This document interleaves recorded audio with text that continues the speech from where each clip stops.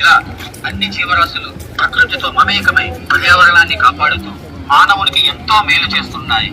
కానీ మానవ తప్పిదాల వలన అడవులు అంతరించిపోతున్నాయి, నదులు కలుషితమవుతూ భూగర్భ జలాలు అడుగంటిపోతున్నాయి.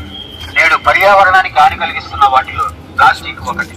75 మైక్రాన్ల కంటే తక్కువ మందం ఉండి ఒకసారి వాడి పడేసే ప్లాస్టిక్ వ్యర్థాల వల్ల పర్యావరణానికి తీవ్ర నష్టం వాటిల్లుతుంది. అనేక జల జీవరాశులు మృత్యువాత పడుతున్నాయి. కనుక ప్లాస్టిక్ వాడకాన్ని ప్రతి ఒక్కరూ తగ్గించాలి. అలాగే నేడు మనం ఎదుర్కొంటున్న అతిపెద్ద సమస్య కాలుష్యం. పారిశ్రామీకరణ, అడవుల నరికివేత, వాహనాల వల్ల వెలువడే కాలుష్యం